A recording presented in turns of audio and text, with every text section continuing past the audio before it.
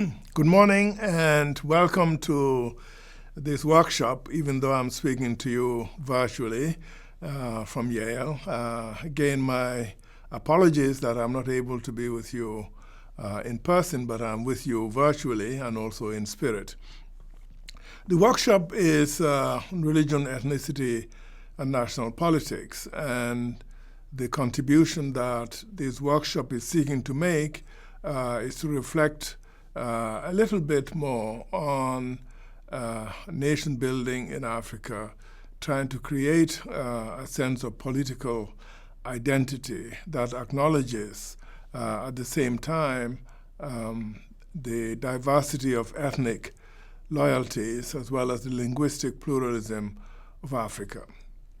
The challenge we face is that political mobilization has often sought to politicize ethnicity and religion at the same time. And yet the fact remains that ethnic identity as well as religious affiliation cut across national and political boundaries. And the politicization of ethnicity and religion can only complicate and damage the relationships and the structures of trust that we have built up in Africa and elsewhere.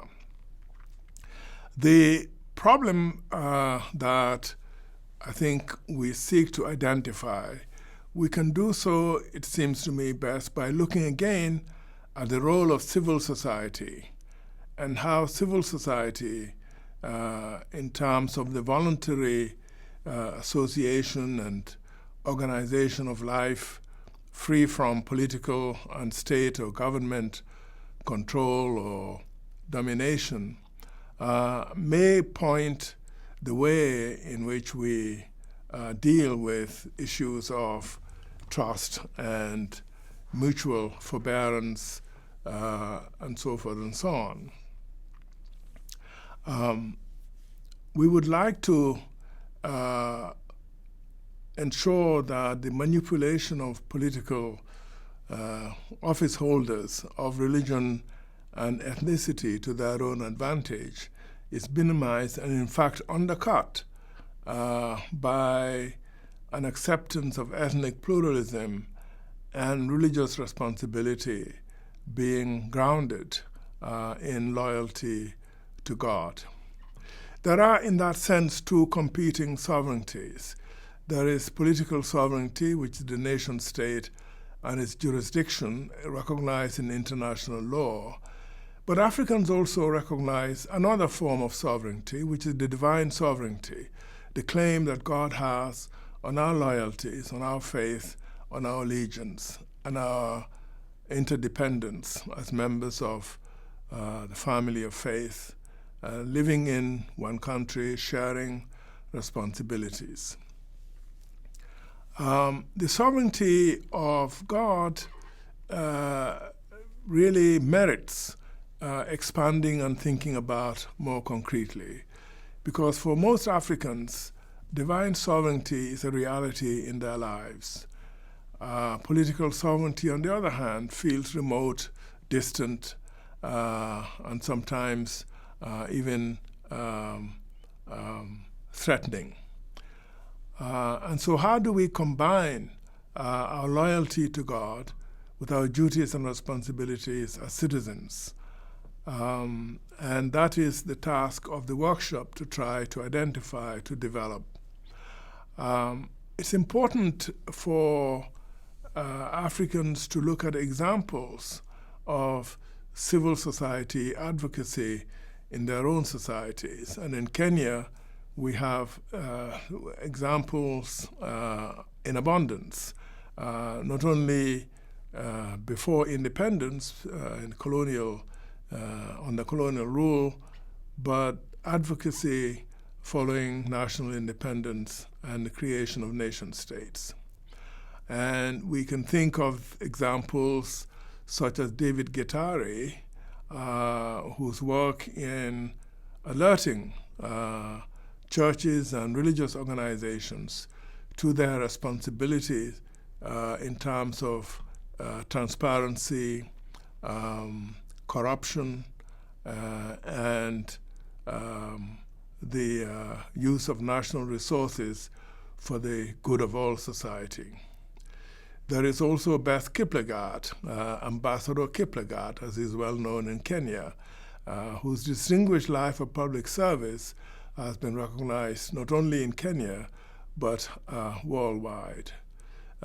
There is also the example of John Gattu, who died in his 90s and was very active in the pre-colonial nationalist struggle, and later on became an ordained minister of the Presbyterian Church and reflected quite deeply on the responsibilities of Christians and religious people in nation building and national development. The Flying Doctor Service, which originated in Kenya, founded in 1957, was also an example of the work of civil society in addressing social issues, social problems that government cannot by itself address.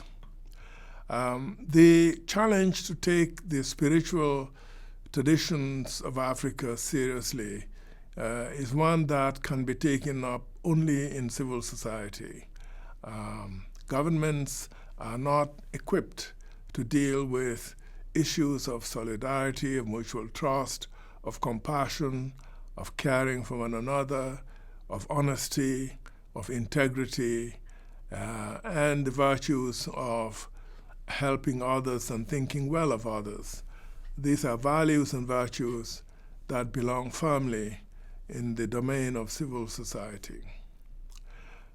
Africa has been blessed by the fact of ethnic and linguistic diversity.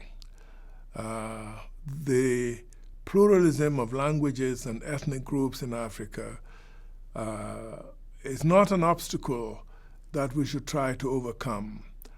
I think it's an asset that we should try and harness to encourage people to affirm who they are without feeling threatened or undercut by the claims for nation building. Nation building can happen only if people are confident in who they are, if they're not ashamed of the language they speak or the religion they profess. Those facts seem to me to be almost permanent features of the African landscape. I want to spend a little time to speak a little bit about the Islamic comparative challenge.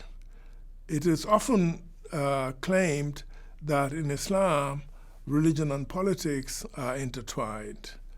But I think a more careful reading of the sources of Islamic thought will indicate that Islam is also deeply aware of the importance of religion as an institution of civil society. The Quran speaks of the caliphate only in moral terms. There's only one place in the Quran where the caliphate is referred to. And in that place, the Quran speaks about God entrusting to human beings the stewardship, the care for creation, which is the true caliphate. The spiritual caliphate is superior to this political caliphate. And the Ummah itself is a community of faith in which Islam entrusts the religion. Religion in Islam is not a political edict. It is not an ordinance of government. And the reason for that is quite simple, that faith is an attribute of the moral conscience. Faith is not by virtue of your political affiliation. And this means, therefore, even in Islam, there is a case to be made for a distinction between religion and politics, between, if you like, church and state. between government or power and moral persuasion. So we have a lot to learn from each other, to draw from the wide resources available to us in Africa. We are blessed by this pluralism of language, pluralism of ethnic identity, but we also have a pluralism of religious affiliation. And many, many people in Africa have families across ethnic lines, linguistic lines, as well as religious lines. I want to stress again the importance of civil society. Civil society being the area of life where children grow up, they're trained in the mores and the customs of their families, of their clans, of their village, of their neighborhood. And the identity that children acquire from this formation in family and community is critical to their sense of who they are as human beings and their links and solidarity with those of their neighbors.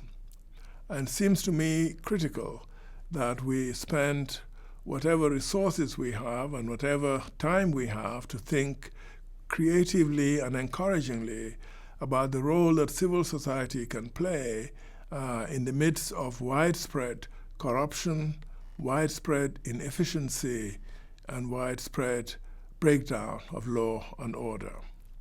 The safety of society has to begin in the home, has to begin with parental influence.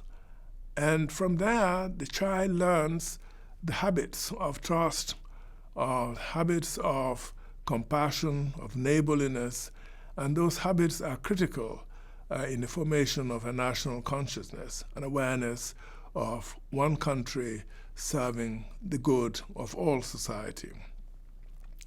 I have written myself quite a bit on the importance of the role of African communities without the need for a dependence or direction from government. And the reason I've done this is because that is something in which Africa is richly endowed. We speak, for example, quite casually and cavalierly about religious wars in Africa. In my own research, I have found little evidence that African religions were used in warfare between the tribes or among the tribes. Often religion is something people didn't fight about in traditional Africa. And the reason for that is simple, that everyone has religion in common. So why do you fight about religion when everyone has that?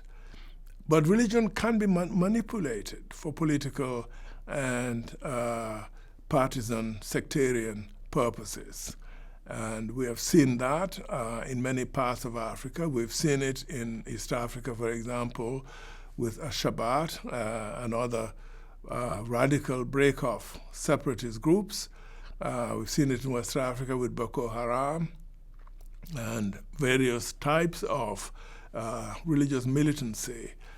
But these movements and breakaway groups are something new in Africa. They don't really resonate with the instinct of Africans for tolerance, the instinct for community, for family. And it seems to me that civil society is well placed to develop resources and ideas and thinking that can really advance the cause of peace and forgiveness and reconciliation in Africa. Now, I want to then spend a little time to talk about how we can go about equipping civil society, giving it the resources it needs.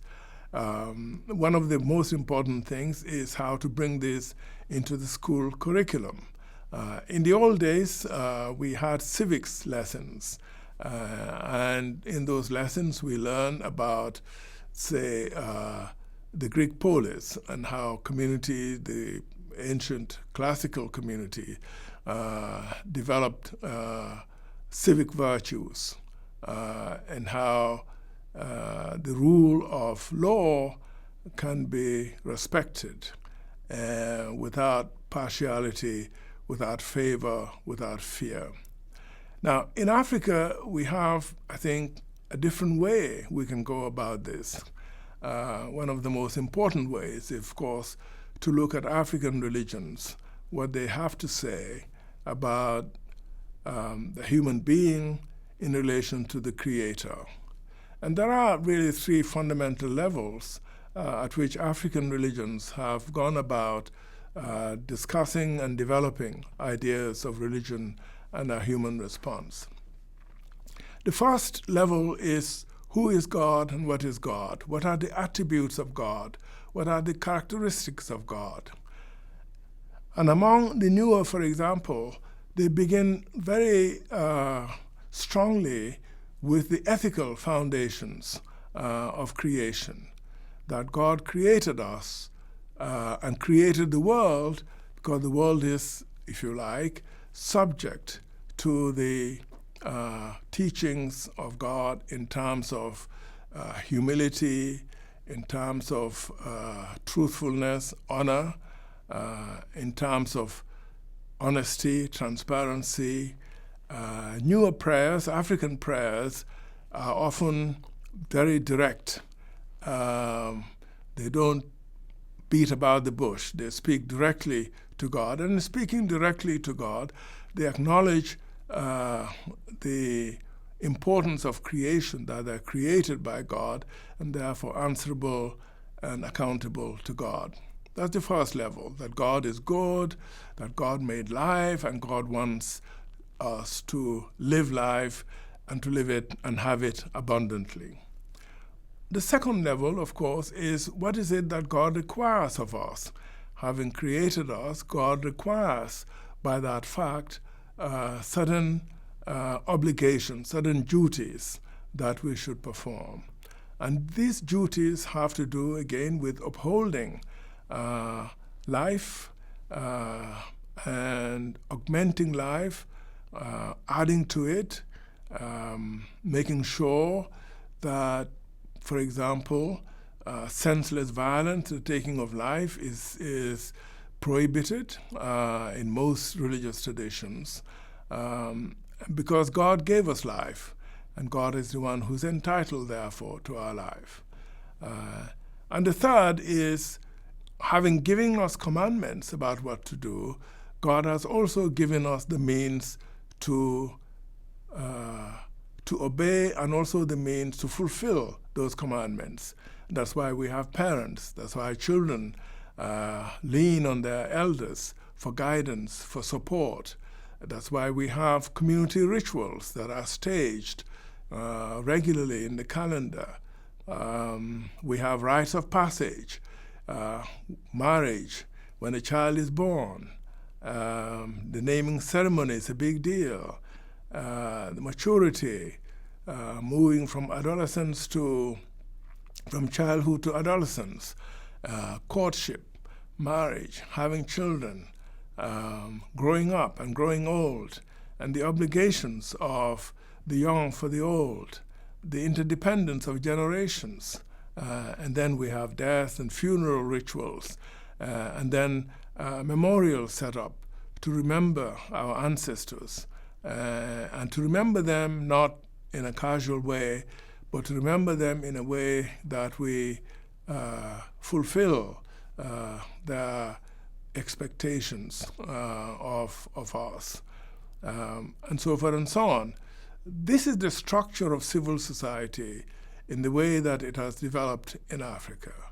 Now, on top of that, now we have, of course, the modern economy, the cash economy, which encourages individualism and therefore makes it easy for individuals to feel themselves not responsible to any larger entity, such as family, clan, community, or even sometimes the nation. They are in it for their own self-interest. And that individualism is very powerful and has really affected life in Africa on a very, very major scale. We have to remember, though, that individualism is really a 19th century concept. And Tocqueville, in his Democracy in America, gives a chapter to discussing the genesis of individualism in Western and American culture. But it is not innate in Africa. It doesn't really come out of the African way of life, and therefore it seems to me it's capable of adjusting individualism in order to take account of larger responsibilities that come with being a human being. The second value or virtue is freedom. Freedom is not licensed to do whatever you please, not being accountable to anyone. Freedom is not value-free. Freedom is not neutral. It is in fact loaded with value. And for freedom, people have actually paid a very high sacrifice in order to secure it, if not for themselves, for posterity and the larger society.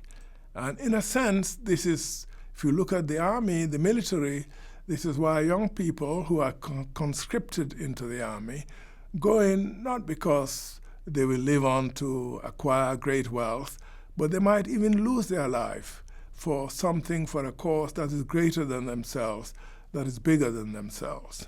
And it seems to me that civil society can recover the moral basis of freedom, that freedom means responsibility, that unless we are taking care of freedom in a way that uses it to enhance our capacity for moral choice, freedom itself becomes quite damaging to our societies as well as to individual character.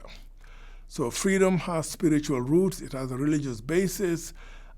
Paul, in his letters, cautions Christians not to use their freedom to split, to divide, to antagonize, to be enemies. And the fruits of the Spirit that Galatians, for example, describes,